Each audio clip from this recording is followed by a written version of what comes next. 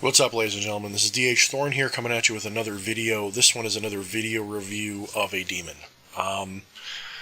This demon is no joke. This is a demon that, I'm going to admit something to you here. I am, as I've obviously told you guys many times, I'm very experienced in magic, dealing with some very dark entities and some very crazy shit. Belial is an entity that is not for the faint of heart. And I actually put off working with him because I don't like being told what to do, obviously. I am a chosen of Lucifer. I do not like being talked down to by anything, really. It happens. You know, I'm not so prideful that I can't take it. But I was kind of putting it off also because Belial is an entity of upheaval. Belial is an entity that will move heaven and earth to put you in a position that you ask for. And it's not always pleasant. You'll still get what you want, you'll be better off for it, but it can be very unsettling. And I'm in a very comfortable place in my life right now in many ways. There's a lot of things that I'm very happy with. My relationships are well maintained. My wife and I are doing better than ever. My son is maturing into an incredible person. My pets are awesome. I'm stable in my home, even though things could be better financially, and I have some issues there, I guess you could say.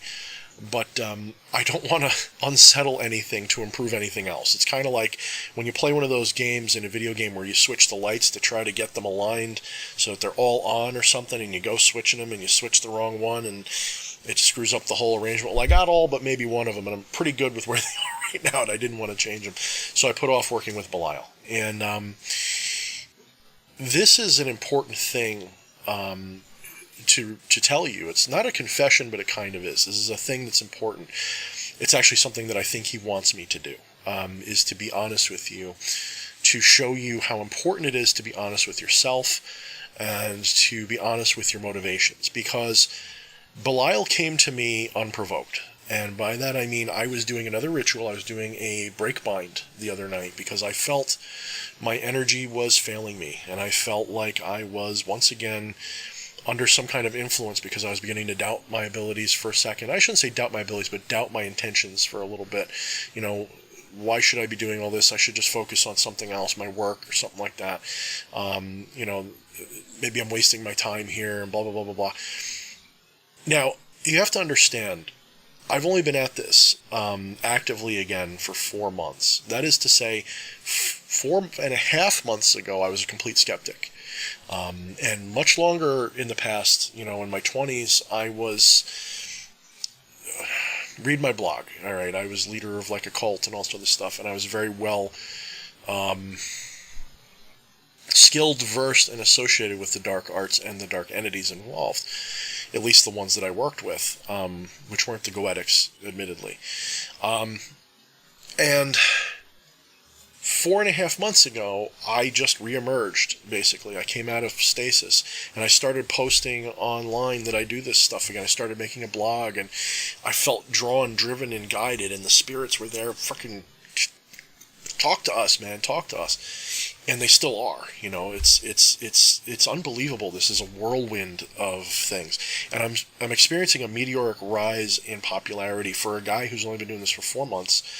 I have people contacting me left and right for advice, for readings, for contacting spirits, how to do their own magic. And I'm a little bit, I keep some of these people at arm's length a little bit with my answers because I'm not really here to do this for you. My personal goal as a chosen of Lucifer is to be a light bringer for you and to show you how to do what I do or do your own version of what you want to do, to give you my ability to teach myself these things, to open this door for you and let you walk through yourself so you can see how easy it is, really. And this has been my goal from the beginning, really. When I started doing this, more and more I realized this is what I want to do. And I've been just going up and up and up, becoming an admin of a Facebook group out of a clear blue sky without anybody knowing me, really. Getting the respect of people that I thought maybe wouldn't respect me because I'm so new in the scene. But then they see what I do. I made sure to make sure that people saw videos of stuff that I do. And people have appreciated what I do. And I appreciate their opinion of me because I know they're being honest. They're people who I thought maybe wouldn't like me, and then now they respect what I do. And I respect them more for that, their ability to be honest in that sense, to give me an honest criticism like that, that was positive. And I've met some amazing people along the way, so I feel like I'm being guided. I feel like I am being helped along the way. But when I suffer a moment of maybe a loss of clarity, or a moment of, when I say doubt, I don't mean doubt in my ability, but doubt in the path that I'm on, or doubt in anything like that. If I feel a disconnect, I hate feeling disconnected to magic, and I'm going to tell you right now, anybody who says they never experienced that is lying to you. Anybody who does these things has downtime. Nobody can do this every day, all day. Even though we should be doing something magical every day, you can get burnt out a little bit. You can lose your focus and be like, I just want to play, I just want to play Fallout or something, I don't want to do any of this stuff. Well, that's normal. The problem is if you let it get to you. And this time of year I can get seasonal depression a little bit. Even though I love the dark, I don't like being cooped up in the house as much as I am. We get cold enough winters here where we don't really go out and do as much as we do normally. I work outside, the rest of the year, and so being inside even for 3 or 4 months, it feels great at first. You're off, you don't got work, you don't got anything to do. You can do whatever you want. But then after a while, it's like, well, I'm sleeping until 10, 11, I'm going to bed at 4 in the morning, and if I'm up for it, I do a ritual at night, or I'll do some meditation or something. And so I felt drained, and I felt really disconnected from the source of my power. I felt really like I was losing something. And so I figured, okay, maybe one of the handful of people, and it really only is a handful of people, maybe one of the handful of people that I've pissed off recently has done another binding attack on me of some kind, or maybe just the negativity of my life, the things I'm going through, or the people who didn't like me, just their cast off negativity. You can be bound indirectly. Someone doesn't have to do a binding or a hex or anything on you to have the same effect on you, just by the sludge of toxic negativity and things that you sometimes have to deal with. They can have the same effect. Sometimes you do it to yourself. People will say things about you don't like, and it'll echo around in your head, or I don't usually suffer that too bad anymore since finding Zen, but occasionally you can still, like, why'd they say that to me and stuff, and it'll still wrap itself around you, and you're really doing it to yourself, let's be honest. And so every once in a while, you still might want to do a break-bind spell to just assert yourself. And I have a very simple one that I do, which involves a leather cord, and you evoke either an entity to help you if you feel a little bit maybe weak and you want that extra bump. Like sometimes having them manifest can really boost your spirits and really go, yeah, this is working, this is going to work. And other times it's like, especially if you don't feel anything, it's just saying, well, I'm dedicating this to you, please help me, and here's my offering. It gives you like that subconscious feeling like this is probably going to work. And so what I do is I take, I have the ritual on my blog. It's very simple. You take a leather cord and you do various visualizations, and you gather the energy around you, the negative forces and all the tying and all the binding and all this other stuff. And don't worry if you can't feel it. It's the intent that matters. Your subconscious is doing this. It's like a house cleaning. It's almost like a smudging, but a little bit more personal. And you're putting it all into the leather cord, and then you wrap it around your wrists, and you tie your wrists together symbolically, and then you break it, and then you burn it. And you burn this as, you can either burn this as a return to sender, or just burn it to dissipate it and destroy it, and then cleanse it with the incense, that kind of thing. And this really helps. You can disperse a lot of binding effects. Now, sometimes it's very strong. It takes a couple of attempts. Sometimes people will just keep re-hitting you with the same attacks. Sometimes you have a negative toxic person in your life, or a psi vampire who doesn't know that's what they're doing, and they're putting tethers on you, and sometimes you have to just redo this as part of your ritual maintenance and upkeep. It's especially the more you reveal yourself to the public as doing these things, and maybe interact with people online in ways they don't like, especially in magical communities. People can be petty and weird. Some people will do stuff to you. Maybe sometimes they'll just go, they'll just zap you with their mind to try to get you. And sometimes this has an effect. Sometimes it just drains you. So you do these things. So why am I talking about all this? Well, because I did this ritual, and it felt like it was going mostly nowhere. I did it. I was having trouble with it, and I just couldn't, I just felt frustrated. If you ever watch E.A. Quetting, every once in a while he'll do a video where he'll talk about failing to evoke, or failing this, or feeling defeated. And I was feeling this. I was feeling like, man, what the hell am I doing here? Why am I sitting in front of my altar, wasting my time, I could be doing something else that'll cheer me up. I'm not having a magical experience. There's no synchronicity going on. There's no spirits talking in my ear. I feel nothing. I feel like I'm facing the wall and speaking gibberish for nobody, And I started staring into my crystal ball when I was done, just kind of zoning out, And I started to feel the presence of Nyarlathotep. And Nyarlathotep was subtle, but I started getting some visions in the crystal ball, and I was like, wow, this is cool. I'm getting something. Finally, I'm getting an experience. I haven't had an experience in a few days. I feel like, all right, maybe this is a good thing. Maybe this is what I needed. It's something powerful again. It's not just people are talking to me about magic and I'm getting respect. I'm getting communion again. I'm having a communion moment. Even though I've been working a lot with Dan Talion and stuff. See, this is what I mean. Sometimes what you're doing and your own doubts can kind of conflict. You're like, well, why am I having doubt if this is happening every day? You know what I mean? Why am I having doubt in my path if my path is going so smoothly? And this could be a sign of a magical attack, or it could be a sign of you're doing it to yourself. And this is part of shadow work. You have to be aware. What are you doing to yourself? Are you setting yourself up to fail, and why? And I'm not going to lie, I have a lot of personal stuff going on which I won't talk about, family things that's going on that is definitely distracting me and causing problems for me in focusing on this and being enthused about it when, I get a phone call and I know, maybe I got to go to the hospital tomorrow or something. It's not fun.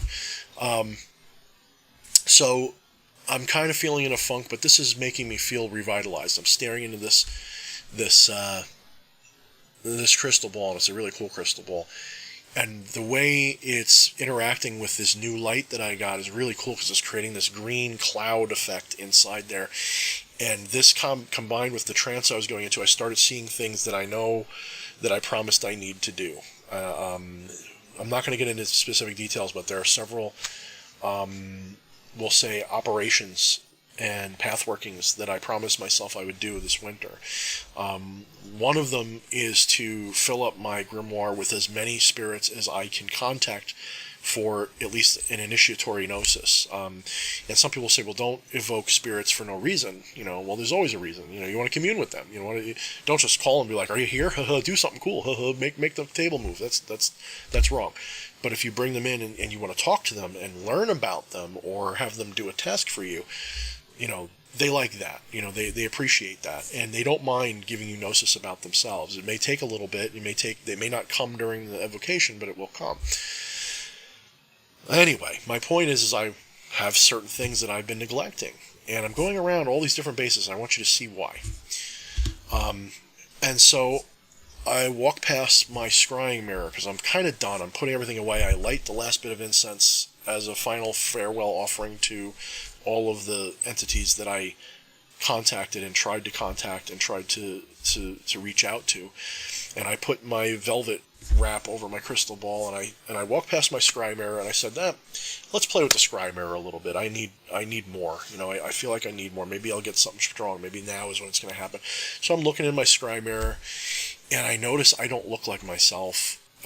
Which is normal-ish, when you start scrying. As I've said before, you get the Troxler effect, you look a little different. But what I mean by that is emotionally I didn't look like myself. I looked aggravated, I looked stern, I looked angry, I looked disappointed, I looked, usually when I look in that scry mirror, I start off looking kind of goofy and cheerful, and then I start to take on motions or we'll say facial twitches or actions of someone else. In other words, it's not normal for me to do. My eyes will kind of change, like in their orientation a little bit, or the color will change. I'll start getting hallucinations, basically, and it'll change. Well, this was already happening. I didn't look like myself, and I looked very disappointed in myself, very stern, very judgmental of myself, and I stared for about a good 10-15 minutes in the dark, and I wasn't getting any voice in my head. I wasn't getting anything. So I was like, I guess I'm close. I guess I'm closing myself off because I'm just not in the mood for it. I guess I just got to put it away.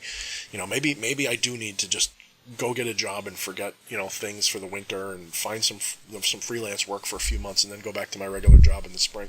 And just all these mundane thoughts distracting me again. So I close the curtain and I put my hand on it and say thank you like I do, just as a sign of respect. But I feel like I'm just going through the motions and this is not working for me. And I go into the bathroom to brush my teeth and get ready to go to sleep, and I'm staring in that mirror for a second in the bright light, and I'm not me anymore. I had a full-on, channeling, and this is my forte. I channel better than I do anything, if I really have to admit it. And I start talking to myself in the mirror, and it's not me talking. And I know it's not me talking, because the things I'm saying are just, they're inspired by this other presence in me, and it's a very stern presence and a very serious presence, and it's got a very nice voice, but it's very much stern, and I want to say almost like a drill instructor, but a little adversarial, a little like your dad coming in and what are you doing in here, like that kind of thing. So let me read you this. Belial. The 68th spirit is Belial. He is a mighty and powerful king and is created next after Lucifer. He appeareth in the form of two beautiful angels, sitting in a chariot of fire. He speaketh with a comely voice, and declareth that he fell forth from among the worthier sort, that were before Michael and other heavenly angels. His office is to distribute presentations and senatorships, and to cause favor of friends and foes. He giveth excellent familiars, and governeth 50 legions of spirits. Note well that King Belial must have offerings, sacrifices, and gifts presented unto him by the exorcist, or he will not give true answers unto his demands. But then he tarrieth not 1 hour in the truth, unless he be constrained by divine power. What's interesting is that doesn't really describe him. It doesn't describe what he does. He's actually one of the weird entities of the Goetia, which there's no hint on what he's good at, and other than bestowing the titles and all that kind of stuff. And it occurs to me that maybe that's a hint that he will tell you the truth about yourself, and he will challenge you, and he will reward you if you achieve things, and he will give you authorities in your own way, an authority over yourself. But Quetting has worked a lot with the Belial, and the little bit I've researched on his work with it fits pretty much my experience pretty well. He came forth and talked through me, and I can't repeat to you everything he said. I wrote it down. It's not really meant for you guys. But he was talking to me and really challenging me and those doubts I was having. And he confronted me about the fact that I did not work with him yet. There's a couple that I haven't worked with for a couple of reasons, and they're kind of petty, or they're just not that important to me. I want to do others first, and blah, blah, blah, blah, blah, but they're contacting me. They're trying to get a hold of me. And he was telling me, basically, that him, above all the others that I've kind of avoided or just haven't gotten to, he was sort of scolding me. He wasn't offended, but he was scolding me, because for a person who has a tattoo that says "Fear is the mind killer" on his arm, and it has nothing to do with Fear Factory, it's because of the movie Dune, the book Dune. For someone who lives by that mentality of fear is the mind killer, where you don't resist fear, you don't avoid fear, but you don't give in to it. You let it, you follow the emotion, and you still act. For someone who has that on their arm, why are you avoiding me? Do you not trust me? Didn't you just tell someone recently that if you don't trust a spirit, that's kind of an offense to them because they're here to help you? You're already making an adversarial situation out of it. And I'm sitting here like, uh-oh, holy crap, I'm breaking my own cardinal rules. I'm a phony, I'm a fraud, All these horrible thoughts are coming to my head. Like, what am I doing wrong, And he's like, I felt like, yes, sir, yes, sir. I felt like, holy crap, and I don't usually react that way. And he's laying down the law about what I'm doing wrong and why I'm suffering through doubt and these feelings and what I need to do to fix it. And this is where it got kind of weird. Normally I'm against this. Normally I would tell you never, ever make demands of a spirit. Don't command them in a way that is forceful. If you command them in the same way you would just command an equal, say, go get me that, please, that kind of thing. It's not a command. It's a go crush them, my friend, that kind of thing. No, he actually said to me that because of my hesitation to ask for his help in my life, he would refuse to be my ally and work with me, and would potentially, I don't want to say cause me problems, but wouldn't, give me any authority that I wanted, unless I demanded that he intervene and act on my behalf in my life. This was weird. He basically said, you must, and he said specifically, say the word, I demand that you XYZ. And I was stunned. I was utterly stunned, and I can't even now put into words what it's like to be confronted with such a request. And you may be struggling to understand, like, well, what's the deeper meaning here? Why?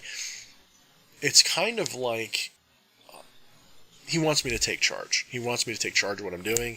He wants me to admit that things aren't happening to me. And I know this better than most people because of my Zen outlook. But I was feeling, before he appeared, I was feeling like the world is just not cooperating with me right now. I have all these things going on in my life that suck, and I feel, oh, woe is me, pity me. And I kind of described it to my wife later on. I said, Belial just crashed my pity party. And he told me, don't be doing these break-binding spells just because you feel mopey. He says, you'll know when you're under attack. You've been doing this for a long time. You'll know. You're doing this because you want an experience and you're trying to get home. It's almost like a passive-aggressive thing.